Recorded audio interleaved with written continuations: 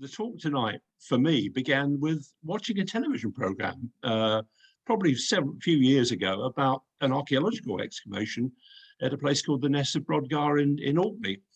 And I think an advertisement in that program or some follow-up about a book, and I sent off for the book, the Ness of Brodgar as it stands, and I was expecting to receive a book largely about the archaeology, and most of it is, except for one chapter. The one chapter is called The Rocks That Don't Belong by Martha Johnson. And I thought that opened up for me quite a detective story. I'll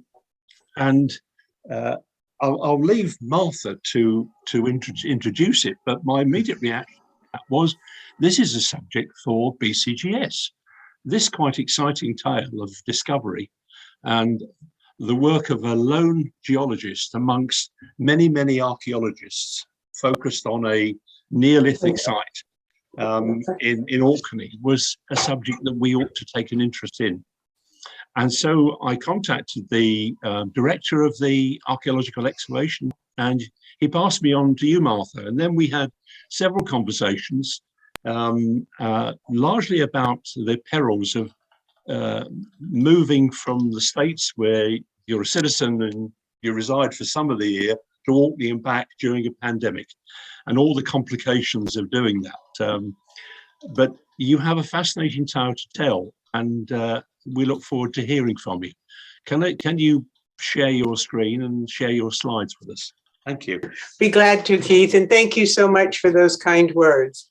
It's a pleasure to be here this evening.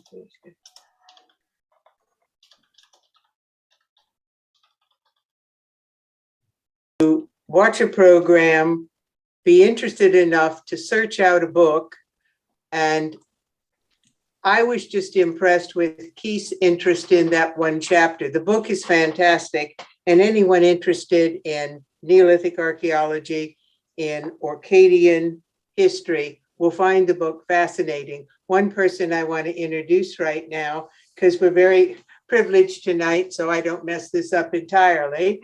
He'll share the screen with me for a minute. This is the dig director, Nick Card. Good evening, all. I'm just here as the technical advisor on the technology rather than the geology. But he's here to answer any archaeology questions at the end, since he's the boss. I've been coming to Orkney since 1981 and love the archipelago, love the history, love the landscape. And after I retired as an educator for 34 years, looking for something different to do in my old age, I came up to Orkney one Christmas and met with Nick. He needed to see my age and the fact I walk with two canes before I could put myself on paper and look reasonably qualified to volunteer at the Nest. And he said, fine, come along. So I did that first summer in 2009, and I didn't stay the full season. And I was doing bones and teeth and happy as a clam doing that just to be there. And the story starts after that first season when I went home and thought about my experience at the Ness. For those of you that aren't familiar with Orkney, we're off the top of Scotland, about 12 miles off the top of Scotland. The blue at the bottom of this screen would be the top of Cape Ness. On a good day, at low tide, there's more than 18 islands, but we have 18 inhabited islands, and the Star is not the capital of Orkney, but where the dig is, the Ness of Brodgar. I would encourage everyone to look at those three words, Google them, and go to the website. It is a fantastic website managed by our former newspaper editor, Sigurd Towie, and Nick Card and Mitchell, the administrator, and Sigurd do a brilliant job keeping it informative, keeping it active and up to date. Many Britons have heard about Skara Brae, Ring of Brodgar, or Stones of Stennis in their school years, especially Skara Brae. The three big Neolithic sites combined with a Stone Age tomb are part of a UNESCO World Heritage Site, the heart of Neolithic Orkney. At the moment, the Ness is not part of that. Active excavations are not part of UNESCO's program, but we're completely surrounded by UNESCO land. You'll hear me refer to the isthmus throughout this talk. The Ness of Brodgar, Ness is Old Norse for nose, is a strip of land with a saltwater loch on the western side, Loch Stennis, and a freshwater or brackish loch on more of a mud puddle. It's an interior drainage basin on the east side. And the red rectangle is the approximate size of the archaeology, but we are only 1/10 of the way through the excavation of this huge plot. 6 hectares, Nick? Something like that.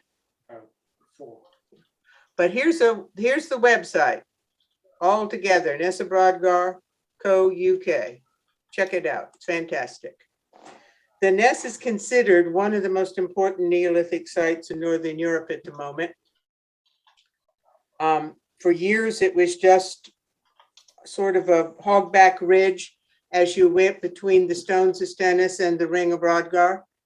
Was a sheep field, had a farm at one end, a small house at the other, and a stone was tagged by a plow, as I understand it, and several people went and looked at the stone, and small excavation took place and realized that under the sheep field were some Neolithic stones. There are millions of Neolithic stones under that sheep field, and again, we're 1/10 of the way through. To give you an overview of the primary trench, it consists of 5 very large buildings. These are not places that you would think of as a Stone Age hut or home. These are measured in meters, and the 4 of them, structure 1, structure 8, structure 12, and structure 14, are rather contemporaneous over the period of occupation and utilization of the Ness. And they all have a common architectural form. The interior is pierced by buttresses or piers, and they don't appear to be supporting walls as a flying buttress would on a cathedral on the exterior, but it has been proposed that they may have helped support roofing materials by shortening the span that would have to be covered to cover the roof. The number 10 is in yellow for a reason at the bottom of this slide. That building, a younger structure, bears no relationship architecturally to the other piered structures. It's just phenomenally overbuilt, double-walled, very small interior, but the quality of the rock dressed all the way around. And then, as you can see, for part of the back of this, has flagstone walkways. They've now been more clearly excavated all the way around the outside of the structure. I will run you through just an overview of these 5 major structures where most of the rock that I deal with comes from. Structure 1, the first structure excavated, has some of the tightest wall lines as far as linear straightness. And I put my cane up there one time just to take a picture. That's a 5,000-year-old over meter high wall that looks like from this angle it was built yesterday. If you look at the rocks closely, some of them have begun to delaminate, but still the quality of the masonry in this place is just superior. If you have a chance to watch any program video that's been filmed inside the Ness, please do. And again, go on the website. They have some great pictures and reconstructions of these different huge structures. Like a lot of modern homes, over the course of this one's lifetime, it was remodeled and made smaller. And the red line is where the interior size was reduced and the oval became more of a circle. structure, whoever group of people put it together, managed this 18-meter long structure with the 4 interior piers. And underneath it, there's been subsidence. All of the buildings in the primary trench have older buildings underneath them. And this one has suffered greatly from subsidence. And the walls that were built for structure 8 are still holding together, even though they sag. They just go up and down like some folded sedimentary rocks, but the rocks aren't plopping out. It just, I love to look at that building. You can also see in the lower left-hand corner how structure 10 was sort of put on top of one end of structure 8. Structure 8, when it was floor levels were approached, was covered with flat slates. And Nick has familiarity, and as I understand it, the structure supervisor, Dave Ray, was familiar with putting on Caithness slate roofs. And it was finally determined that what was all over the floor of structure 8 were the remains of a collapsed roof. And so possibly the back end, the west end of structure 8 was at a state where 10 could be put, structure 10 could be put right on top of it. This is structure 14, the most plowed out of our structures. It's not on the most level portion of this hogback ridge. And as you can see to the right-hand side of the photograph, a lot of the walling is missing. This is Nick's favorite structure, and I have to give the masons who built this credit. They were very strong. They would win some sort of strongman contest. The physical size of the rocks in this, the masonry used, is not just offset brick type materials. The close-up I put in of one of the pieces of peck-dressed sandstone, a sandstone that's not just been flush-dressed, but then hit repeatedly with a much harder pointed rock to get that beautiful texture. That rock would take more than one person to put in place. And a lot of the pier rocks, especially the pier end rocks in structure 12, would be 2 people or 3 people rocks. The youngest structure in the primary trench, and if you look at the yellow and red lines, there is a very small gap, not a walkway, but a very small gap between the interior and exterior walls. But they went to the effort, even though you don't see where the red and yellow walls are facing each other, these walls are double dressed. This is, as I said, a very overbuilt structure. The interior is minute compared to the size of the structure and the volume of rock put into it to build these 2 double-skinned walls. The outside had a paved walkway all the way around. And again, we're between 2 locks, and it rains a lot in Orkney. And I love the fact that under the walkway, there is a drain that apparently runs off the site and toward one of the locks so that they don't end up in a mud pit.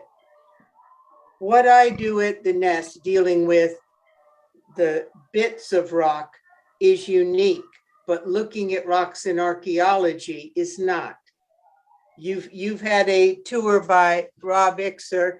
He has spent a great deal of time working with Mike Parker Pearson and the Stonehenge Riverside Project, sourcing the large rocks at places like Stonehenge. That's not an uncommon practice. It's done in Ireland at Newgrange and at Knowth.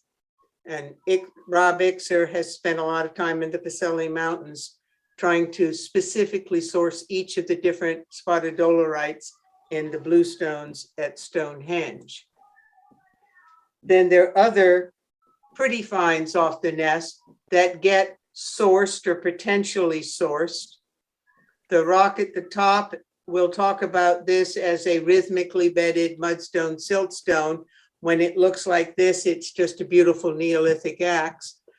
Probably came off a beach as an oblong pebble and then was worked especially at the end on the right, into something that is a beautiful edge. The rock at the bottom was excavated by, I think she was 19 years old, young lady from America. She made the cover of British Archaeology when this cloud axe was excavated. And the next day, Nick brought it up to where I work on the site and showed it to me. And I remember the comment I made when he showed it to me. I said, I want to live long enough to see that in the British Museum. And this week it's there. The Ness finds are included in the new exhibit that started this week and will run through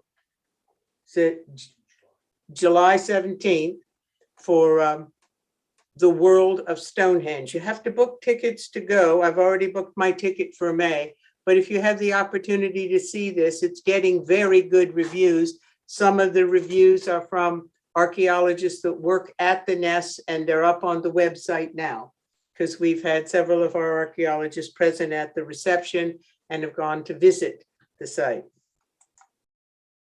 As I said, when I started at the Ness, I was doing bones and teeth. I was a geology major, have a master's degree in geology, and taught geology for a lot of years. I was raised by a geologist, and he was raised by a geologist, so I didn't stand a chance. But when I started volunteering, I worked with the project manager, find supervisor, Ann Mitchell. I worked for her doing bones and teeth. And for a year or two, I was fine doing bones and teeth, but I kept looking at the rocks across the site that they were there in the structures, and I never saw them in the find site. And it was, where do they go? If you look at the picture on the lower right, there's an obviously rather red piece of rock in there and a sort of pinkish rock on the other side of the photograph, mixed in with all the lighter grays and the brown soil.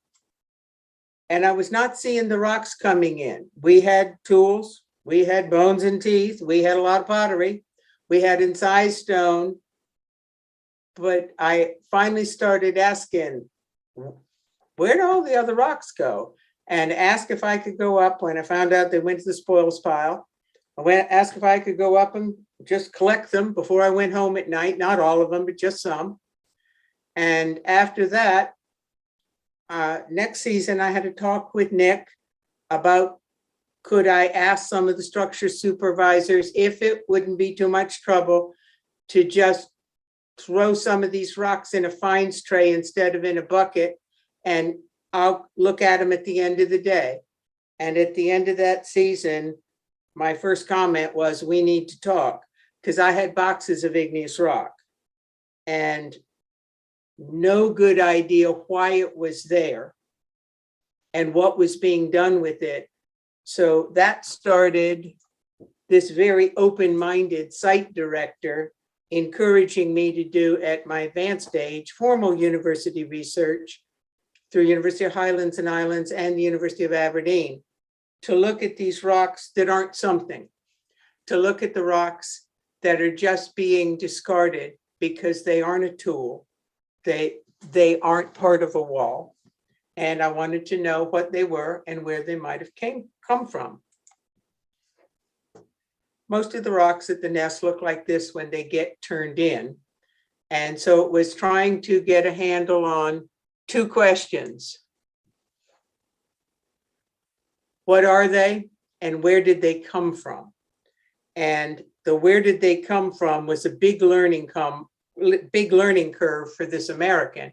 I had to spend 2 winters in the archives learning Orkney archaeology to be able to deal with not just identifying granite versus rhyolite versus basalt, but knowing where these rocks might have been collected from in Orkney.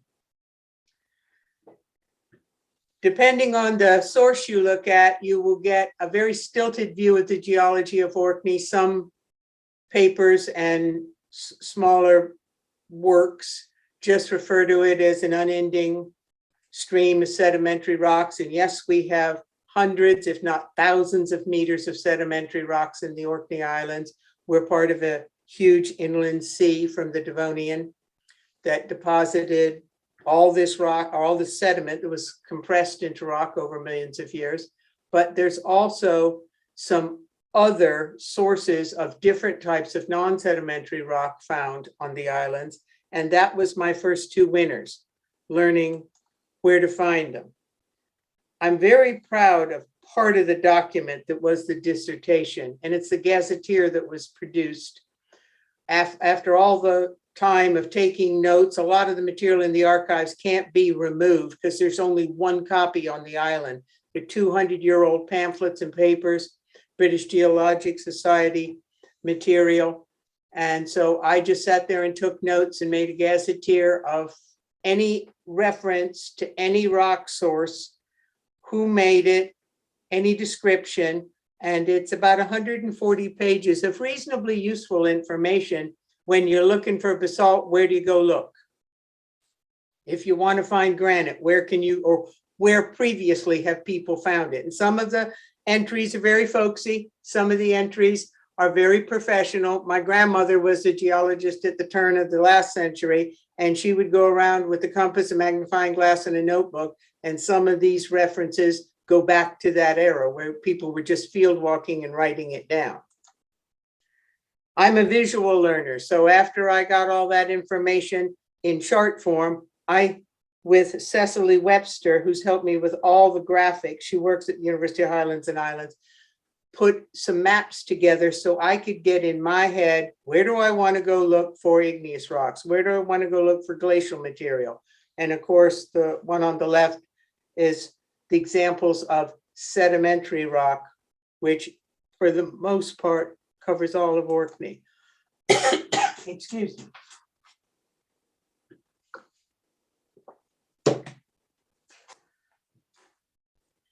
Scotland is famous for a couple of its 17th and 18th century geologists, Hutton and Lyell.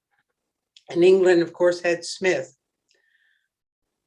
We had two very famous Orcadian geologists, Trail and Heddle, in the 1850s and 60s. And at the turn of the last century, a gentleman who was born in Orkney, born in Kirkwall, educated in Edinburgh, came back to Orkney to write his first two papers, Old Red Sandstone and Trap Dykes of Orkney. What is fascinating about now, Sir John Flett, then John Flett, was his rise through the BGS, that by 1928, he was director of the BGS, and Orkney's geology is very well tracked because he sort of had a predisposition to his homeland. So the best maps ever made for northern Scotland and Orkney and Shetland were under his direction. It was a 6-sheet series for Orkney that field walked the entire archipelago. If you go into BGS now to buy the 1999 map for Orkney, which is a single sheet, when you look at the reference, it's still Knox, Stevens, and Flett and the field walking they did for those 4 years. The best book that's been written in the last century on the Orkneys was written in 1935, and Flett was a contributor, The Geology of the Orkneys. They got the part about the dynamics of folding a little off because they were still using synclines and anticlines and not dealing with tectonics. But when you get to the petrology and mineralogy, they nailed everything in the islands cold. And if you want to learn something about Orkney's geology, find that book in a library. It's brilliant. We have 3 major ages of rock separated by unconformities. And this is a beautiful picture out at the Yesnaby Atlantic coast in Orkney of some of our sedimentary rocks. But the bedrock of Orkney, which is underlying this rather closely, is all Pre-Cambrian, 500 million year old basement complex, was formed as a pluton, huge igneous intrusive deposit. Then we have 70 million years of Devonian sediments, part of, and I know you're familiar with this, the Old Red Sandstone supergroup, which covers a whole lot of Great Britain. It also covers with another name much of the east coast of the United States. And then we have Permian Intrusions. The beginning of each week at the Ness, new diggers get an overview from Nick and an overview from Ann Mitchell on the procedures. And then they meet with several of the specialists, and I'm one of the specialists. And one of the things I always talk about the beginning of each week with them is the geologic history. This is the second city in Orkney, city of Stromness, and it's approached from the ferry. The two hills in the background are 500 million years old, granite, called Stromness granite all over Orkney. And the part I love is 500 million years ago, they were the hills in the landmass that was American and Eurasian's continent. And over the intervening years, sediment was deposited, seas formed over these granite hills, and they were under hundreds of meters of sedimentary rock, or sediments that became sedimentary rock. And after 400 million years, one more time, Stromness granites at the surface of the earth, that 500 million year old rock has been on quite a ride over its history. Rock on the left is a picture of the pretty pink Stromness granite. Some of the granite in Stromness is just almost like face powder pink. It's very attractive. Others are much higher in different types of feldspars, and you will get a much more blonde granite. But this is all part of the Moyne supergroup, which covers much of northern Scotland, with biotite gneiss, a granitic type of material that is halfway segregated to a gneiss, but still much more crystalline igneous granite. And you will get in certain areas of Orkney still, we can find a siliceous type of schist. You may have heard of Scapa Flow, which is one of the largest harbors in Great Britain, if not the largest. And it's a hinge fault. And when the hinge fault formed before the North Sea and Atlantic water entered, the hinge fault produced phenomenal pressures. And that pressure formed both some gneissic type of granite and some rock with schistosity or with the mica banding. The rock on the right is what would be, to rock world, an index fossil. It's only found in one place in Orkney, in one certain area of Stromness. And whenever I see that rock, I know exactly where it came from.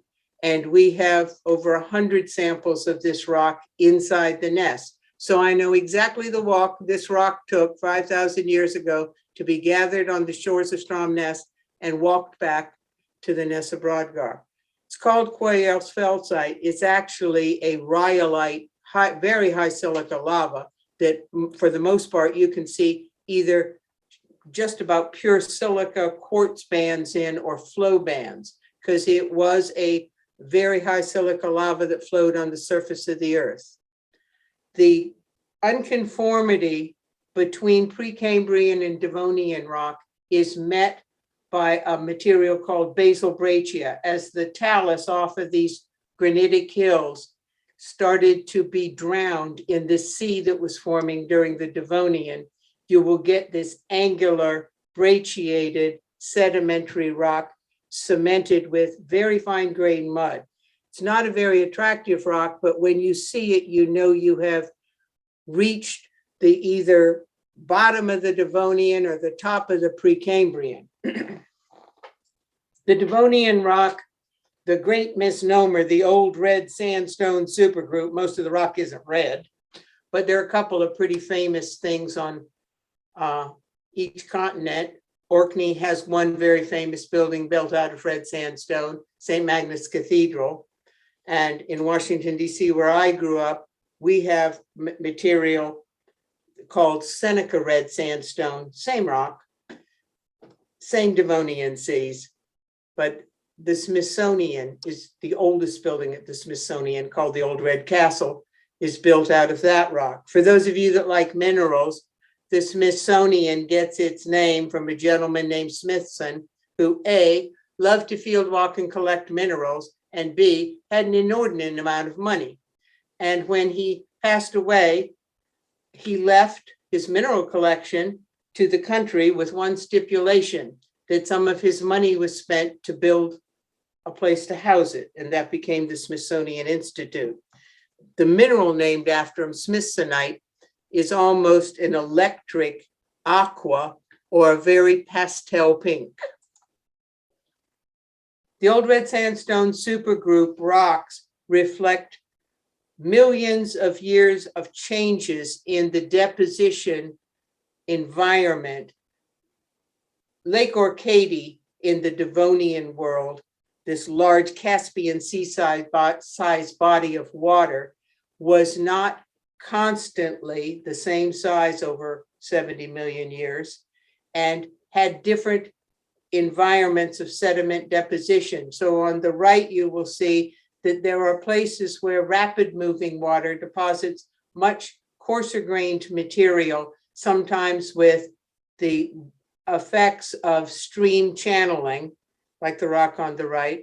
The rock on the left, this is one of my favorite pictures of a sandstone from the Ness, because there's only one event in nature that will cross-bed rocks, and that's wind. And so you get cross-bedded sediments. At times, portions of this huge Lake Orkney dried up on the margins, and you had dunes and you had sand deposits. And as the wind changed direction over seasons, you get material deposited from two different directions, and water can't flow uphill. So you'll never see this in sediment deposited by water. Most of our rock was deposited in lacustrine, quiet lake sediments. And so you will have hundreds of meters of mud and silt, mud and silt. And I'll show you a couple of pictures of the rock that is produced from that. This is one of the ripple sandstones that has come off the Ness this past season. We have three groups of rocks that are part of the Devonian Old Red Sandstone supergroup. The first oldest group, Yesnabe, made up of, well, it's rude to say, but they just aren't attractive rocks. They're dark gray, dark bluish gray, and almost black. They are produced because the difference in dissolved oxygen in seawater is in part a controller of how much iron will be deposited or held in seawater. Ferrous, FeO iron, is deposited when you have a very oxygen depleted environment, aqueous environment.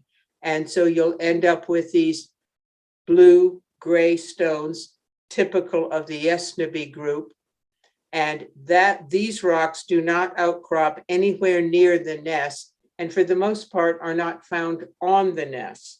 But like the rocks closer to us, they're just meters and meters of horizontally bedded mudstones, siltstone, and occasionally sandstones. The rock in the foreground in this picture is probably at least 1.5 meters, if not 2 meters long. And it was just tossed up there by one of the storm waves on the coast of Westry, one of our northern islands. Caithness Flagstone Group has 3 formations, and 2 of them are what most of the Ness of Brodgar is built out of. Lower Stromness flagstones, the older, and of course the inverse would be the upper Stromness flagstones. And I love the phrase that they used. I'd never seen this in American literature for this rhythmic deposition, rhythmically bedded mudstones and siltstones. The cliff is Newped, and we have a lot of bird cliffs, but the close-up, you can see the dark, very fine-grained mudstone interspersed with the much lighter but still reasonably fine-grained siltstone. And unlike lake varves, which are a function of weather, and so you will have seasonal layers of deposition in a lake, these are climatic varves or layers that are dealing with climate change over millennia, if not millions of years. And that sediment is compressed into this lovely mud siltstone. These rocks are found on the western side of the isthmus and across the west mainland of Orkney. And again, these are half of the rocks that make up most of the walling at the Ness. In between these two layers of marine deposition, there was a period of climate where oxygen was apparently very quickly depleted from the lakes. And we have these layers of called Sandwich fish beds, where you will have monumental fish kills and just layer after layer of dead fish, carbonized and turned in almost to an albertite, not coal, not quite to coal, but nice shiny black high carbon material. This is a little fossil of siltstone that I got to find in a box of rocks this year. And you can see even some of his scales. We find both the very old armored fish, primitive fish, and in these seams, we will also find the beginnings of bony fish. The upper Stromness flagstone formation, very similar to the lower, produces blue-gray, low oxygen level, FeO, iron oxide deposits, and it will grade up to coarser grained sandstones. If you notice in this, the fracture pattern, this is very common in Orkney rocks and in Caithness material, that it has planes of weakness. The plus with these rocks, they're very easy to pry quarry. You do not need a great deal of technical equipment to pull these laminae apart.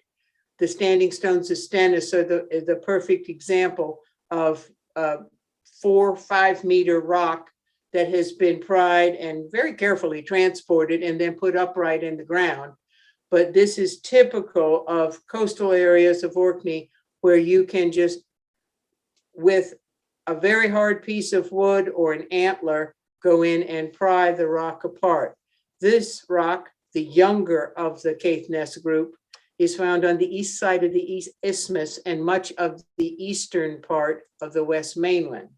My favorite group of the Caithness are, again, more like index fossils, 2 different types of rock, but they both have something to tell us. The environment in the Devonian Sea changed in the end, near the end of the Devonian, and it became a more oxygen-rich, iron-rich environment, and you ended up with Fe2O3 being deposited, and the colors in those rocks bordered to reds and yellows. They also have grays, they also have tans and blues, but you will end up with the rock that made the formation famous, the old red sandstone. And even in this sandstone, you can see the bedding still visible. These rocks are not found on the isthmus, but they are found in the Ness of Brodgar, the reds, the pinks, the yellows, and the buffs. Also associated with the Eddy group, the youngest of the Devonian rocks, are volcanic rocks. And most people, when you first say that, you know, Orkney, volcanoes, yes. There are 2 areas that had a good deal of volcanism for this tiny little archipelago. The island of Hoy to the west of the mainland had 5 active vents that were producing not only basaltic lavas, but ash and a scoriatic type material that has very glassy bug holes. And then at the southern end of Hoy, you had more flood flows. That's the rock on the right.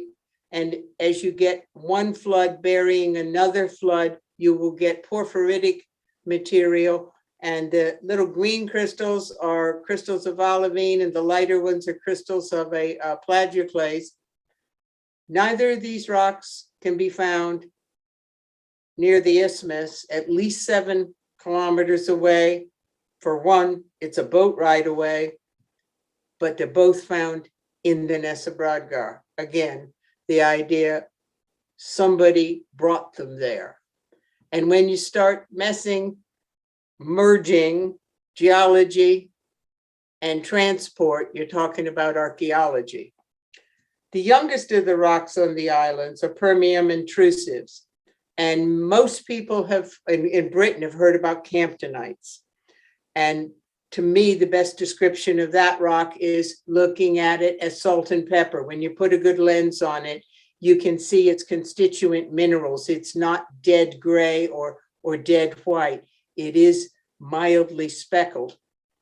Monchacite, Brazilian word, Portuguese word, monchacite is very typical of the intrusives in Brazil. But you have to go back and realize that when all this is happening, we didn't have an Atlantic Ocean. And so it's okay to have Brazilian type rocks in the same suite that you would find Eurasian rocks. Most of the rocks in the West Mainland are from Camptonite dikes. There are over 200 of them. Most of the rocks in the East Mainland and the Southern Isles of Orkney are monchacites. The picture on the left is a picture taken at the top of the mainland at a place called Bercy. And I was just up there this weekend. The black stained rock is actually Camptonite, but when Camptonite is in the presence of salt water, it tends to stain black because of its iron and magnesium minerals. But you can see that dike running. It's about a half a meter wide and runs right through, cuts right through the beds of the upper Stromness flags. So for me to do real work on the rock at the Ness, I had to get some sort of protocol, what I was going to do. We were not going to destroy the rocks, not going to have a diamond saw there cutting them in half. So it was going to be macro petrologic assessment based on visible properties, nothing micro. Everything that comes off the Ness is the same color, including the diggers at 5 o'clock. They're all this sort of buff, tan, brownish. I call it Ness brown. And I'm Ness brown most days. My fingernails are Ness brown for weeks after I finish washing all the little darlings. It became obvious early on that to figure out what they were, they all need a bubble bath. And once you wash them, then you look at their bright little faces, you end up with a whole bunch of different rocks that come out of a tray of brown. And for you folks, the properties would be very familiar, but I set up a database. It's hand recorded and then entered into the computer each evening, just to look at the visible properties I could assess: color, whether it's sedimentary, grain size, or igneous crystal size, the different aspects. Of course, with a rock, you can't do specific gravity. That's only for minerals, but you can tell whether a rock feels appreciably heavier than a regular quartz-laden rock or appreciably lighter. And then looking at, for the sedimentary rocks, both their bedding and their sorting, as well as the surface appearance. As I said, my grandmother was a geologist. And as a kid, I was handed rocks and told to shut my eyes, put a rock in my hand. Is it heavy or light? Is it rough or smooth? Is it gritty? And Ann Mitchell, the fine supervisor that I worked with, would get absolutely disgusted when I tried to taste the rocks. Get that out of your mouth. But you folks will understand it's okay to taste rocks because that's how you can tell grain size very quickly. The other thing I try and record was the general shape of the rock. And some rocks I could actually see, especially if they're high in pelagic clays, cleavage faces and the like, looking at how they were breaking, were they breaking on their bedding, were they breaking across it. And once you have that information in a database, it's sort of like determinative tables in mineralogy. You can just then start to plug in the names to go with each of these different rocks. Early on, as I started looking at the rocks, I realized there were 2 non-petrologic properties I needed to record. a lot of the rocks, the little brown rocks in the trays, came in water-worn. And the Loch Stennis, Loch Harry wave action is never going to water wear any of these rocks. So again, people did something to get the rocks from a big beach. The other thing I noticed once they got their bubble baths, some of the rocks had been heated. And as 1 year led to the next, I realized a lot of the rocks had been heated. So those two aspects, exposure to heat and evidence of water wear, were recorded in the database. Some of the rocks that have been heated are sooted, like the one at the lower left. Many are heat fractured. Sedimentary rocks don't heat and reheat well. They contain enough interstitial water that if you keep reheating them and take water and very quickly produce it as steam, it changes volume and tends to shatter the rocks that it's in. Some of the rocks were degraded to the point where if I touched them, I knew I couldn't even wash them. They were just turning to powder. I have a lot of little baggies that I keep for putting those rocks in. And some of the igneous rocks had angular fractures across them, like the one at the upper right.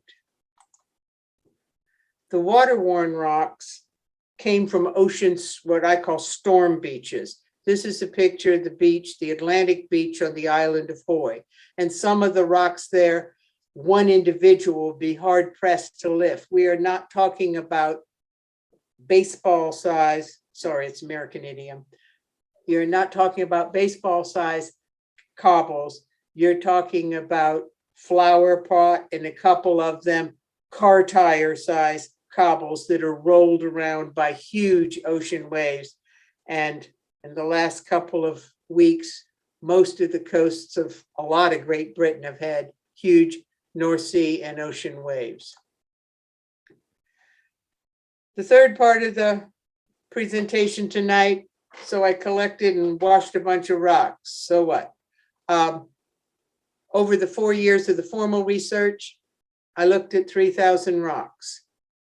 And sort of like train spotting, you end up counting a lot of rocks.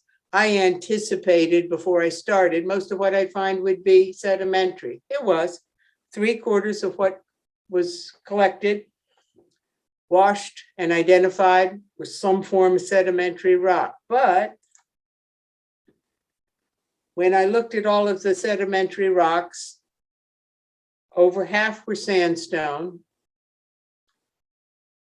and 60% of those were red or pink or buff. And now we're back to Edie rock, Edie formation rock that does not come from the isthmus. So sort of like the heated rock or the water-worn rock, you're dealing with a rock that was walked into the site. And all I can do is propose or suppose why it was brought there. But I was not prepared for the volume of red, pink, or white sandstone that's been turned in or recovered as foreign stone.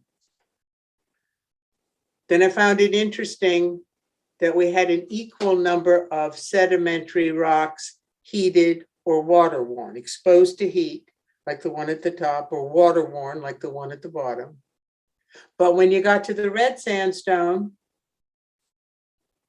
then the red sandstone, 70% of them were heated. Again, people are bringing the rock in from a distance, and then they're going to the bother of heating it. So if we have 75% sedimentary rocks, and almost all of Orkney is absent of metamorphic rocks, then that we're left with 25% igneous. But 60% of those rocks didn't come from the isthmus. They were basalt, they were rhyolites, they were granites that had to be walked in. There are a few camptonite dikes close to the Ness, but the volume of camptonite, I'm very comfortable with saying we're not all extracted from those dikes. There's no surface quarry area visible anywhere on the isthmus where camptonite was removed. And then again, you end up with rock cooking. 70% of the igneous rocks were cooked, were exposed to heat. As with almost all formal research, when you set out with one or two questions that you're going to answer, you end up with a whole lot of questions that you hadn't anticipated. And I'm still working on the red sandstones that were transported, the red sandstones that were heated, all these water-worn cobbles, and then bringing in igneous rock and heating it. Again, I can give you some ideas, but that's all I can do. This is a piece of camptonite that's been repeatedly heated. Crystalline rocks, unlike the sedimentary rocks, the interlocking crystals permit them to be heated and reheated, and for the most part, hang in there for several, if not multiple, trips to a fire before they give up the ghost. Being American, I many times relate a lot of the things I see at the Ness to Native Americans. I grew up on the East Coast of the United States, Algonquin Indians. They've been there for thousands of years, the Algonquin Nation. And so some of the practices that I propose, I get from growing up in an area that had Native Americans, but people have been cooking on hot rocks for millennia. When you put a ground grain with some sort of liquid and get a dough and put it on a hot rock, when you do that in Syria, you call it a pita. And when you do it in New Mexico, you call it a tortilla, but it's the same thing. It's cooking on a very hot surface. Meat is also cooked on a very hot rock. You can sear it rather quickly. Never bought in entirely to the concept of pot boilers, but you can heat rocks, especially rounded cobbles, not sedimentary rocks. That would get gritty really fast. But you can heat igneous rocks and put them in a liquid and continue to raise the temperature of that liquid. And as you, I don't know how, but you scoop them out and add some more hot rocks, you can make soup or stew. Native Americans and every Boy Scout in America defined the area of heating when they made campfires by putting rocks around their fire. And in Orkney, we aren't known for our forests, let's put it like that. Even though there were a lot more trees in Neolithic times, if you don't have a lot of fuel, you can get more bang for your buck if you use igneous rocks to radiate or re-radiate the heat that you're getting off of your limited source of fuel, whether you're burning dung or burning heather or burning twigs and small branches. So these are some of the things that could have been done with all this cooked igneous rock. And this is one thing I know they did with cooked igneous rock. This is a picture from 2021. Our pottery expert is wonderful. Whenever Roy Towers finds something he thinks I might like to see, or he wants me to look at something under a microscope that is a rock, he'll call me in. And not just at the Ness, but at other Neolithic sites in Orkney, pottery has, the clay up here is not fantastic, and pottery has had temper added to it.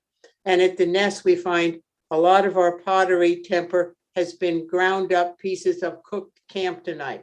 Camptonite heated and reheated to the point where it can be crushed very easily into small bits. So you can see the little flecks of camptonite in this piece of rather chunky Neolithic pottery that was recovered this year. But remember, they're also cooking the sandstone, the red sandstone. The close-up is what happens to sandstone when it's heated and reheated. I can put my finger in that red spot and put it on my face, and it's just like putting rouge on or a blush. The iron oxide is on your finger and the sand stays on the rock.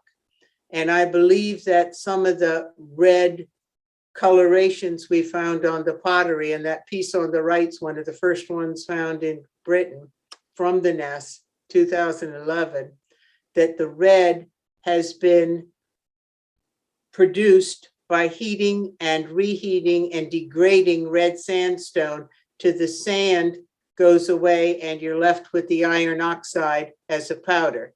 We've also found red colorations on the rocks within the walls. The rock on the left is just red stained or red colored with iron oxide. The rock on the right has had multicolors added. Not only does it have red, it has the black soot and yellow from a siltstone. And the close up at the bottom is where yellow pigment, yellow siltstone has been ground into a powder, and the powder still remains in this little piece of siltstone. We're very fortunate, the Ness, again, this open-minded site director, Nick Card, has artists in residence, and Karen Wallace was fascinated with the idea of rock as pigment. And my foreign stones come in, and many times there's little bits and bobs broken off of them. And the silt stones, especially, very soft, some of them almost bordering on chalk. They're just so easy. You handle them and your hands are that color for the next hour. And so I would save, I still do, I save the little bits of rock that fall off, put them in a container, and we call that foreign stone sweeties. And she'll come up a couple of times a week to collect the sweeties. And for a while, I wasn't sure what she was doing with them, but this is a photograph of some of her experimentation with. The top is just putting rock on paper, and then rock with water. And then the bottom is rock with oil. She's also tried the ground up sweeties with egg. She found out the best coloration for coloring the walling rock is just put the sweeties right on the rock. And you can see the vibrant color of yellow coming out on the rock on the right. One of my favorite phrases growing up, my father was somewhat of a philosopher, but when life gives you, lemons, you make lemonade. If you aren't growing up in Sherwood Forest in English oak, and all you have is sedimentary rock, then you figure out who's the best mason of the group. And at the Ness of Brodgar, they certainly did. This is not functional rock stacking. This is masonry. And this is something bordering on the axe at the bottom, lapidary work, and fine craftsmanship to take siltstones and mudstones and be patient enough to grind them into these beautiful spatula and chisel forms. These were masters of working with the material they had. There's the axe again, mudstone, siltstone from the lower Stromness flags, and the mudstone spatula on the right. You can still see the directions of work as they shaped the edges and the flat spatulate head from upper Stromness flags. As I said at the beginning, the salt and pepper camptonite can be very beautifully worked to a high polish if you have the patience. And again, if you think about getting sand, different grain sizes of sand, just like working a grinding wheel, but you're probably doing it on leather on your lap, and getting a polish on this camptonite axe at the top, mace head at the bottom, and shaping that salt and pepper igneous rock into something that will be a tool for a long period of time. That is very hard rock. The rock on the left, I'm impressed. I used to do a lot of rock polishing, and basalt porphyry is made out of amphiboles and pyroxenes that just, and has different plagioclase that just tug when you try and polish it. You can see a couple of places where the crystal has plucked out while it was being polished. It is really hard to get a polish on that type of crystalline rock. These people were masters at working the rock that they had.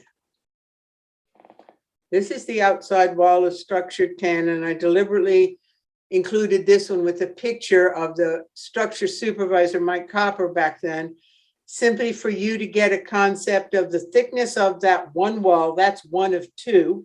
That's the outer wall.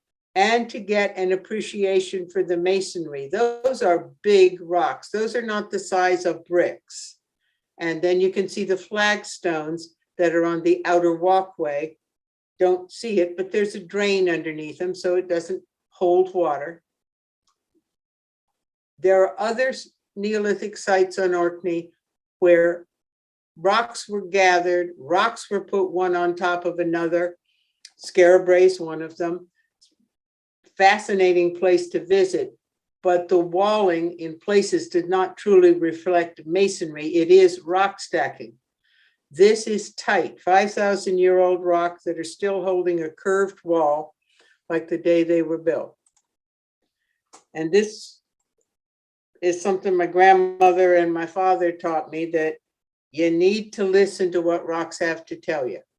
You have to ask them questions and then wait for the answers. And that's what I've tried to do with my research. And I thank you very much for your time tonight. Well, thank you, Martha. That was a fascinating detective story. And I'm really pleased that I really followed up that article and contacted you, because it's you've told us a tremendous tale tonight. And